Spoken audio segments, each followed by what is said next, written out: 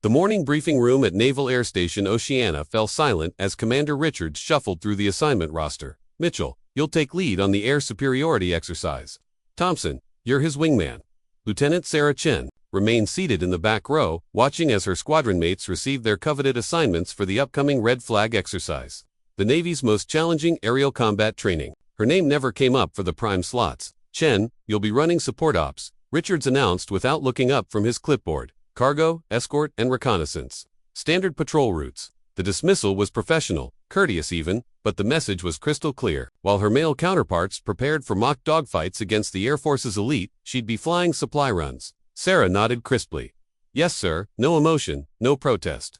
Just the quiet acceptance that had become her trademark over 18 months of being consistently overlooked. The other pilots filed out, their conversation buzzing with excitement about weapons, systems, and engagement tactics. Sarah remained seated, reviewing her own mission parameters on her tablet. Cargo escort to the remote training facility at 0600 hours. Maximum altitude, 15,000 feet. Minimum excitement, guaranteed. She'd memorized every detail of the Red Flag exercises from previous years, studied every tactical manual, logged more simulator hours than anyone in her class. None of it seemed to matter when assignment time came around. Before we continue this incredible story, tell us in the comments where you're watching from. Don't forget to follow our channel and hit that like button for more stories. Lieutenant Jake Morrison slid into the seat beside her, his helmet bag dropping with a metallic clunk. Rough break, Chen. Maybe next time. His tone carried that particular blend of sympathy and condescension she'd grown accustomed to. Sarah glanced at his flight suit, pristine, barely worn, still creased from the supply room. Meanwhile, her own showed the fade marks and wear patterns of someone who spent serious time in the cockpit. The cargo birds need experienced pilots too, she replied evenly, though they both knew the C-130 Hercules she'd be flying could practically fly itself. As Morrison walked away, he missed the subtle smile that crossed Sarah's face, the kind of expression that suggested she knew something the rest of them didn't. Dawn broke, gray and cold across the tarmac as Sarah completed her pre-flight inspection. The C-130's for turboprop engines hummed with mechanical precision, but her attention kept drifting to the sleek FA-18 Super Hornets lined up like predatory birds 50 yards away. Their pilots were already strapping in, preparing for air-to-air combat scenarios that would push both man and machine to their absolute limits.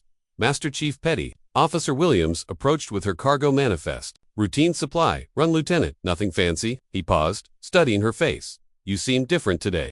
Sarah accepted the clipboard, her signature flowing with practiced efficiency. Just another day in paradise, Master Chief. But Williams wasn't wrong. Something had shifted overnight, a quiet resolve that had been building for months. The flight to the training facility passed without incident.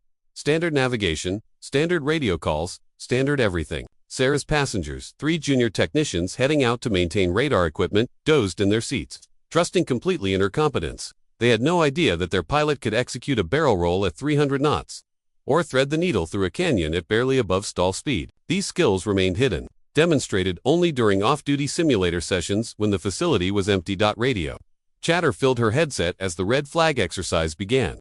Mitchell's voice crackled through the bandit at Angels 20. Coming in hot, the excitement in his transmission was palpable. Sarah found herself mentally tracking the engagement, visualizing the tactical situation based purely on radio communications. Her hands moved unconsciously on the controls. Phantom maneuvers that her cargo aircraft would never be called upon to perform. Control, this is Cargo 7, Sarah transmitted as she approached the training facility, beginning descent for landing. Her voice remained steady, professional, unremarkable, but her eyes tracked the distant contrails of the dogfighting aircraft with the intensity of a hunter watching prey. She'd studied those maneuvers, perfected them in simulation, dreamed about them. Soon, she told herself, very soon. The emergency klaxon shattered the afternoon calm at 14:47 hours. Sarah had just finished securing her aircraft when the base's loudspeakers crackled to life. All available pilots to the ready room. Priority Alpha. This is not a drill. The casual atmosphere of the training facility evaporated instantly as personnel sprinted toward the central building. Commander Richards' face was grim as the assembled pilots crowded into the briefing room. Gentlemen, and Chen, we have a situation. 2 hours ago, a civilian airliner with 247 souls on board was hijacked approximately 200 miles northeast of here. The aircraft has been diverted toward a major population center. Rules of engagement are weapons free if necessary to prevent a larger catastrophe. The room erupted in tense murmurs. This wasn't training anymore. Sarah felt her pulse quicken, but her expression remained composed. Richards continued, Our FA-18s are the closest intercept assets. Mitchell, Thompson, your primary. Morrison, your backup. Time to target, 17 minutes. The chosen pilots nodded grimly and began filing out toward their aircraft. Sir, Sarah's voice cut through the commotion.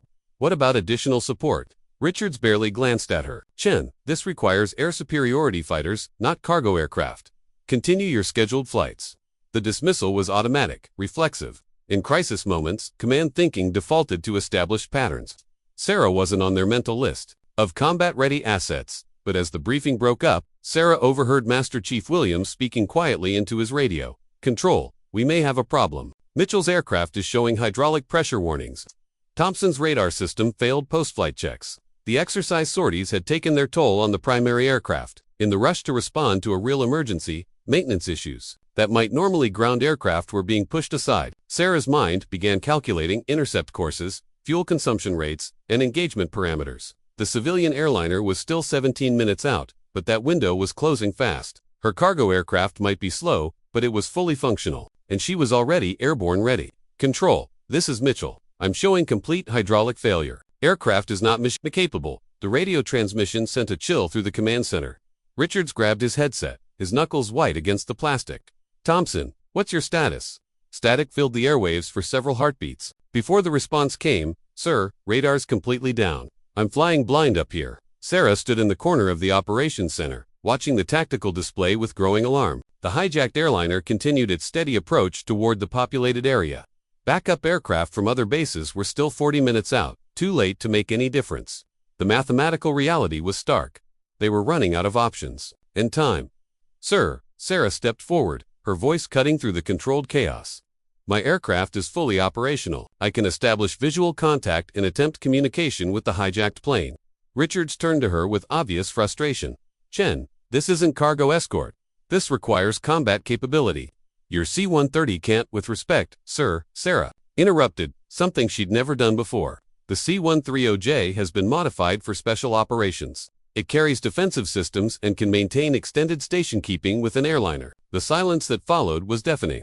Richards stared at her, clearly weighing impossible choices. Master Chief Williams stepped closer to the tactical display, studying the projected intercept courses. Lieutenant Chen's right about the aircraft capabilities, sir, and she's already in the air. The unspoken reality hung heavy in the room. She was their only immediate option. This is insane, Richards muttered, but his hand moved toward the radio. The weight of 247 civilian lives outweighed protocol concerns. Chen, you are cleared for intercept mission. Establish visual contact and attempt communication. Do not, I repeat, do not engage without direct authorization. Sarah's reply came instantly. Copy, control. Cargo 7 is inbound. As she sprinted toward her aircraft, none of them realized they'd just authorized someone with capabilities that existed nowhere in her official service record. The passenger technicians were quickly evacuated as Sarah began her pre-flight sequence, with movements that were surprisingly precise and fast for a supposed cargo pilot. At 15,000 feet, Sarah's C-130 knifed through the afternoon sky with a purpose that seemed to transform the lumbering cargo aircraft into something far more capable. Her hands moved across the controls with fluid precision as she adjusted course. For intercept, the hijacked Boeing 737 appeared on her horizon as a distant speck, but her trained eye immediately assessed its flight characteristics: steady, level, no evasive maneuvers. Civilian aircraft, this is U.S. Navy Cargo 7. Sarah transmitted on the emergency frequency. Please respond. The silence stretched for 30 seconds before a heavily accented voice replied. Navy aircraft. Maintain distance or passengers will die. Sarah's response was calm, professional. Understood. I'm maintaining safe separation. What are your intentions? In the command center, Richards and his staff watched the tactical display with growing anxiety. What the hell is she doing out there? One of the controllers muttered. The C-130's flight path showed a complex weaving pattern around the airliner, not the straight line following they'd expected from a cargo pilot. Master Chief Williams squinted at the display, recognition dawning slowly. Sir, those aren't standard intercept patterns. That's advanced tactical maneuvering. Sarah maintained perfect formation with the airliner, while simultaneously running calculations in her head. Wind speed, fuel consumption, possible landing sites, emergency protocols. Her peripheral vision caught movement in the 737's cockpit windows, multiple figures, signs of struggle. The situation was deteriorating rapidly. Control, Cargo 7. I'm observing signs of passenger distress. Request permission to close distance. Negative. Chen, maintain current separation. But even as Richards transmitted the order, he was studying her approach vectors with growing amazement. The cargo aircraft was maintaining position with the precision of a fighter pilot. Williams leaned closer to the radar screen, his eyes widening. "Commander, look at her G-force readings. She's pulling maneuvers that should be impossible in a C-130. The aircraft's flight data was painting a picture that didn't match anyone's assumptions about Lieutenant Sarah Chen's capabilities." That's when the first shot rang out from the airliner's cockpit. "Control, shots fired aboard the civilian aircraft." Sarah's transmission cut through the radio static like a knife. The tactical situation had just escalated beyond anyone's worst-case scenario. In the command center, Richards grabbed his headset with white knuckles. All aircraft, we have weapons discharged aboard the target. Chen, maintain safe distance and report status." But Sarah wasn't maintaining safe distance. Her C-130 rolled smoothly into a position directly beneath the 737, matching its speed with impossible precision. "Control, I have visual on the cockpit. 2 hostiles, pilot appears to be down. Aircraft is beginning to descend toward populated area." Her voice remained steady, even as she executed maneuvers that should have been aerodynamically impossible. For her aircraft, Master Chief Williams was staring at the flight data in disbelief. "Sir, she's flying formation at 200 feet separation. At these speeds, in a cargo aircraft, this is ... He trailed off, unable to finish the sentence. Richards grabbed the maintenance chief. "Pull Chen's service record. Now full file, not just the summary." The Boeing 737 suddenly banked hard left, beginning its final approach toward the city. Sarah matched the turn instantly, her aircraft responding like it was an extension of her own body. "Control, civilian aircraft is beginning attack. Run. Request immediate clearance for defensive action." The pause that followed seemed to last forever. "Chen, you are not equipped for..." Sir Williams interrupted, staring at his computer screen with an expression of shock. Lieutenant Chen's full service record just came through. She's not just a cargo pilot. Before her current assignment, she was ... double quotes. He paused, reading the classified sections. Top graduate from the Navy's Test Pilot School. Daughter of Captain Victoria Chen, call sign Ghost, Navy's first female ace. Sarah holds classified records for aerial combat simulation and has logged more flight hours in military aircraft than anyone in this squadron. The silence in the command center was deafening.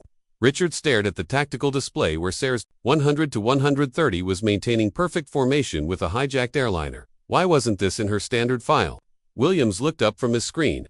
"Sir, her records were classified after she requested transfer to standard operations. Apparently, she wanted to serve without the pressure of her family legacy. Command approved the request and assigned her to cargo operations." That's when Sarah's voice crackled through the radio one final time. "Control, I have the shot. Requesting permission to disable the aircraft's engines." Richards looked at the tactical display, at the city approaching rapidly on the horizon, at the impossible flying being performed by someone they'd all underestimated. "Chen," he transmitted, his voice carrying new respect, "you are cleared to engage. Bring them home." What happened next would be discussed in military academies for decades. Using her C-130's defensive systems in ways never intended by the designers, Sarah disabled the hijacked aircraft's engines with surgical precision, forcing a controlled emergency landing in an empty field 12 miles from the city. All 247 passengers survived. The hijackers were captured, and Lieutenant Sarah Chen, call sign Phoenix, daughter of Ghost, finally got the recognition she'd never asked for but had always deserved. The next morning's assignment briefing looked very different. Sarah Chen was no longer sitting in the back row.